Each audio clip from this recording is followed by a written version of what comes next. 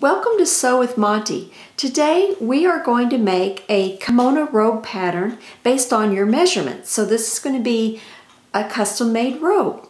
And the first thing I want to show you is the measurement chart. You're going to take 4 measurements, the first one being your length. And that's going to be taken from high point shoulder down to the desired length you want. Mine will be right above the knee. And I've measured that, plus I've taken into consideration the uptake that will happen when I tie my rope tie around the waist. So you want to add a couple inches for that so that you don't get it too short. The next measurement I've taken is my sleeve length. And I take that from center back neck across the shoulder point and down the arm to my desired wrist line. You want to make sure you leave your arm hanging to your side and not straight out so that you get the proper length. The third measurement I'm taking is my full hip. Now, when you take this measurement, if you find that your abdomen or your bust is larger than your full hip, then take the largest measurement for this. And this measurement, you're going to add 6 to 8 inches fullness so that your robe is relaxed and not too tight. So you'll take your full measurement, your full circumference, hip, bust, or abdomen, and add 6 to 8 inches to this for ease and fullness. The last measurement you want is your desired cuff opening. And I like to loop the tape measure around my cuff area where I want my robe to end and try to find the width I want it to be. I've selected 16 inches for my cuff opening, and I've divided it by 2 so that I'll be working with the measurement of 8. So that's the measurements. You just need the 4 measurements, and let's go on and we'll start making our pattern. So now we're ready to start plotting our pattern. The first measurement we're going to mark on here is our length, and that is 33 inches. So I'm going to take my rule and I'm going to draw a line 33 inches long. Now I'm using a very thick marker so you can see the lines. But when you're at home, you need a finer point marker or a pen or a pencil so that your lines aren't too thick. So there's 33 inches here. Now the next measurement is going to be based on our circumference, the full hip, bust, or abdomen circumference. So originally I was 42 inches plus my fullness, which is 6. I've settled on 6 for my fullness. Remember, you can go 6 to 8 or even larger if you care to. But I'm going to go with 6, so 42 plus 6 equals 48. Now I'm dividing that into 4s because this pattern is only a 1/4 of the full circumference. So 48 divided by 4 equals 12. So I'm going to come along the top, squaring off with my length line, and I'm going to draw a 12-inch line. And then I'm going to repeat this at the bottom and make sure that this is 33 out here, and draw a complete box. So I'm going to go ahead and do 12 inches down here, making sure that I'm square, and then I'm going to have 33 inches as length on the other side. Now I've pre-drawn this with a lighter colored ink to save time, but you need to make sure that you calculate this and don't get your box unsquare. It needs to stay square, very important. Now once I have a square box like this, I'm going to call this my center back. And I'm going to work here will be my neckline. So I'm going to slide it down so we can see this a little bit. This will be center back neck. And I'm going to come over initially 3 inches and put a dot. So I want to come over 3 inches right here and put a dot. And then I'm going to come over another 5 inches. Now this is just standard measurement so that we can get the correct shoulder slope. That's all we're doing. It really doesn't matter what size you are at this point. We're just trying to get shoulder slope established. So at the 5-inch mark, I'm going to come down 1 inch. So 3 inches over, 5 inches over, 1 inch down. And then I'm going to draw a line from the 3-inch point through the other line that gives me my shoulder slope. See, this is my shoulder slope now. Now, out here, I'm going to carry on the line and let it exceed the box line, about 3 inches, because I need that space. Then I'm going to come down from this point approximately 9 to 10 inches. This is my underarm point, so I'm going to go 10. I like my my underarm. I want my sleeve to be nice and full and easy. I don't want it to be tight. So this is going to be my armhole basically. So I'm going to come down 10 inches. You can do 11, 12, whatever you like. If you're having trouble deciding this, wrap your tape measure around the upper part of your arm and see how long the drop is, and that'll give you an idea where you want this to be. But 10 is a good healthy number. Now from this point, this 10 inch, I'm going to go square so that I create a square into this slope line. So I'm going to draw a line like this. Now this area is going to become my armhole, this area right here, this line. So now we're going to come back and we're going to establish our neckline. See, it goes pretty quick when you start doing this. I want to open my neckline up because I'm going to put a band around my neck. So I want to come over from center back and touch the angled line at 4, right here. That's going to be the beginning of my neckline. I'm going to square off with my shoulder line, and then I want to come down approximately an inch in the back, again, to allow room for my neckline. And I just want to create a soft curve that begins square and ends square. Now once I have this, I can take a curve, or I can draw it visually. I just happen to have a curve here to do it with, but you can use a French curve. Any type of curve that you might have in your sewing tools will work, or you can just visualize it. But I want to start about a 1/4 inch below my square in the back, and I want to create a nice soft curve that ends square in the center back. So my shoulder will start off square and it ends back here. Now basically I've made the back pattern. It's that simple. So what I'm going to do is add seam allowance to this, and then I'm going to use this one to create the front pattern. So what I've done now is I've taken the back and I've laid it on another piece of paper and taped it down. And once I have it taped down, I've added a 1/2 inch across the center back, which will now be the center front, so that I have a seam allowance to sew the band on the center front with. Once I have this, all the tape can just be removed. I cut it out just around the edges. It's much more accurate than trying to draw and do this. Now in the front, the tape is still secure, so I'm just going to gently lift it off. If you find it starts to tear your paper, just cut it. That way you don't have your paper ripped. And then here I just roll the tape back so it's out of my way. And I have one more right here, so I'm just going to gently take it off.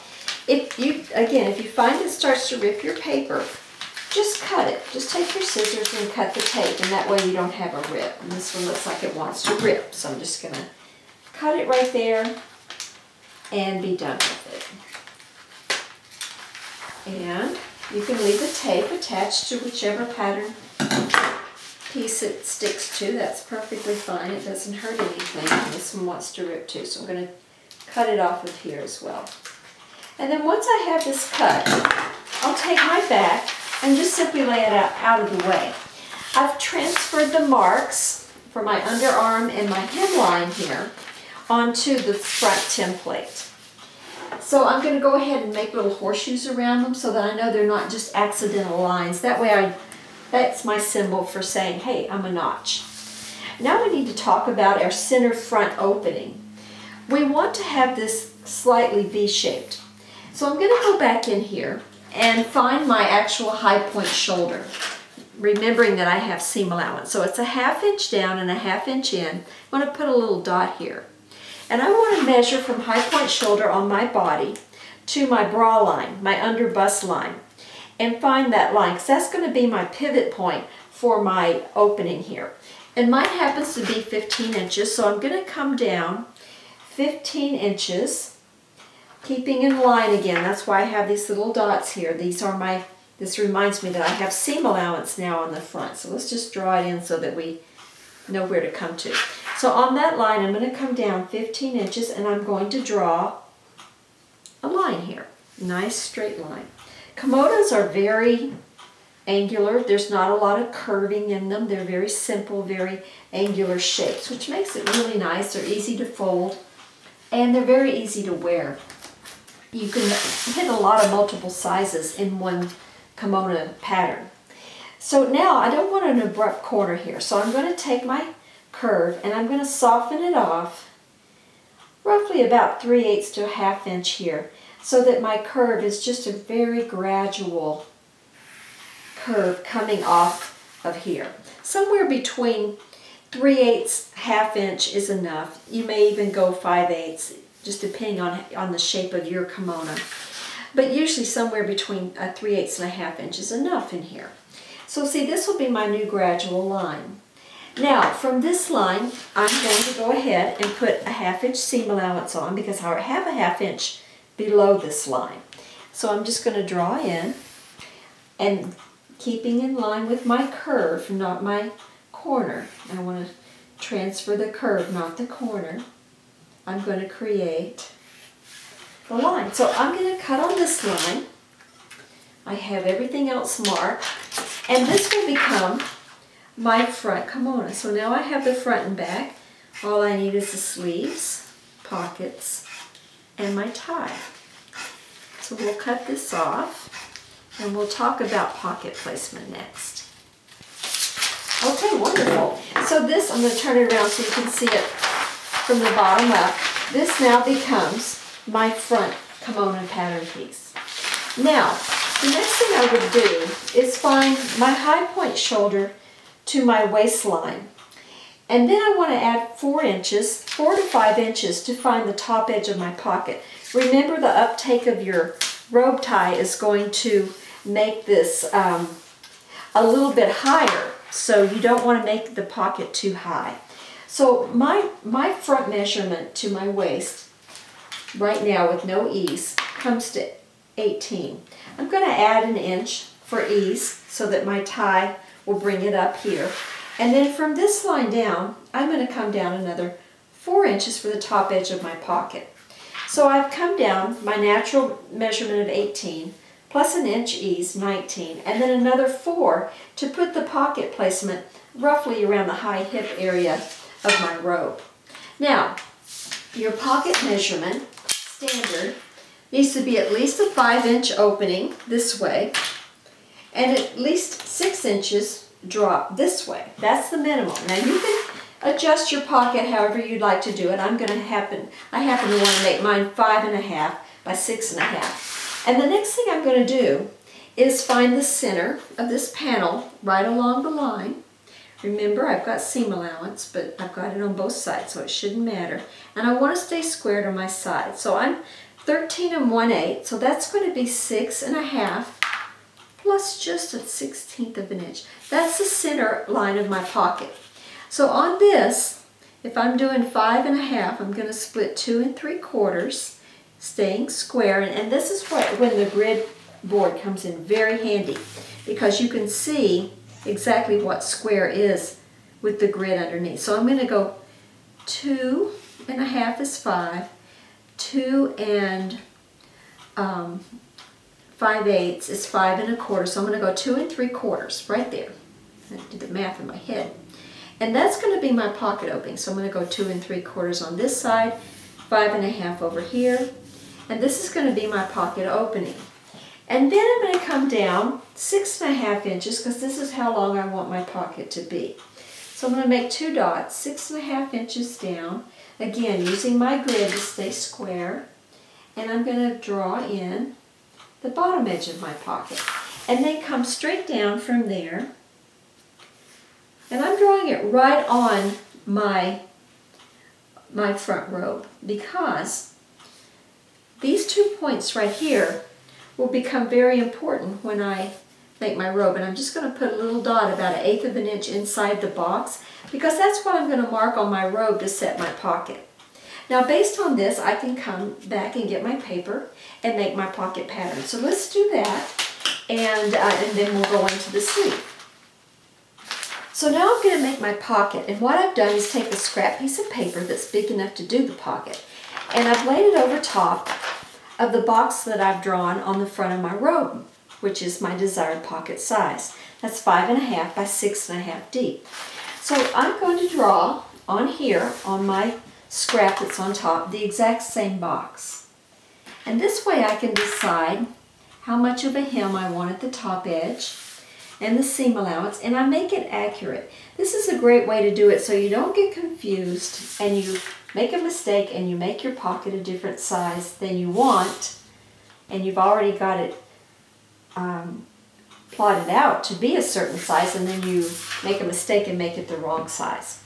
So here's my pocket, and I'm going to add first a 1/2 inch seam allowance on both sides and across the bottom.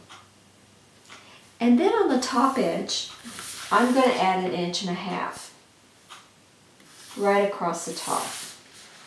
Now, you could get fancy after you've made this maybe a couple of times, or if you want, I could put a band across here to match the band that goes around the front of my robe. So I'm just going to dot in a little line there to remind me that if I do decide to ever make a band, this is where it would be. This would be the band area. But right now I'm going to keep it simple, and I'm just going to do a turn down hem. So I'm going to make 1.5 inch hem. This allows me to make the hem and turn under the edge slightly for a clean finish. So I'll end up with an actual hem of about 1.25 inches. And then I'm going to put 2 little notches on each side of the hemline so I know where to fold it under. That's it. There's my pocket. So I'm just going to put pocket, cut 2, and remind myself that I'm going to cut 2. I'll trim it around the edges, and the pocket is done.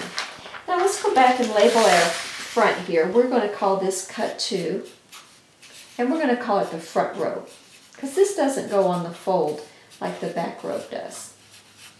We're almost there. We're going to do the sleeve, and I'm going to show you how to do the robe tie, and you've got a robe pattern. So let's move on. Alright, so we're ready to make our sleeve to fit into our robe. Now, the original measurement that I desired to have was 30 inches from center back. So I'm going to use my back robe so that I can find the center back, and that way I can calculate how much I need to make my sleeve length. So right now, a total measurement from center back was 30 inches. And I have, let's get this one out of the way so we don't get confused. So right now I have from center back to the end of my shoulder here, my drop shoulder for my kimono, I have almost 14 inches. I've got 13 3/4 inch right now. So 13 3/4 from 30 leaves me 16 3/4 inches that I need to add on to make the rest of my sleeve. So I'm going to go ahead and take this. Let's see, is that right? 13 and 17 is 30. Yes. So 16 3/4 is what I'm going to make my sleeve. And the first thing I've done to make my sleeve is drawn a line here. This is going to be the fold line on the center top of my sleeve that will align with the shoulder line on my robe. So from here down, I'm going to make it 16 3/4 inch. You must always remember when you're doing patterns, don't try to incorporate the seam allowance as you go along. Add it at the very end when you're finished with the actual pattern you're making. Now here I'm going to square off at the bottom. This will be my cuff opening. Now I want to use my grid. It's very important because the grid will help me stay square and make my pattern very balanced. So I'm going to come across through here. Now this opening was 16 inches total. So I'm going to go for 8 inches here. This is going to be my robe opening right here. And I know across here at the top edge, let's see, 16 3/4, which is right here. 16 3/4, right there. So this is going to be my top edge right here. So I think I miscalculated there. 16 3/4 is my top edge. So now I'm going to draw a line over here, 10 inches, because that's what my armhole opens up to be. Now, I don't want to keep this straight. I want to add a little bit of an angle to it. So right here, I'm going to drop down 1 inch. This is going to make my sleeve fit just a little bit better than if I had it square there. So the next thing I'm going to do is come in the middle, roughly the middle of this, which would be about 5 inches. And I'm going to draw a little angled line, roughly 5-ish. I'm going to go about 5 1/4. And I'm going to slightly round this off again with my curve. And if you don't have the fancy metal Very curve, you can always use a French curve that you can get at Staples, Office Depot, or even Walmart. But I want to make this a nice gradual curve, again, staying within the confine of a 1/2 inch. I don't want to make it too dramatic. But I just want to curve this off so it's got a soft curve to it. And then I'm going to simply draw a line straight down to my cuff opening, just like that. Now, this is going to be my sew line right here. There's no seam allowance added. This will be on the fold because the front and back sleeve is the same.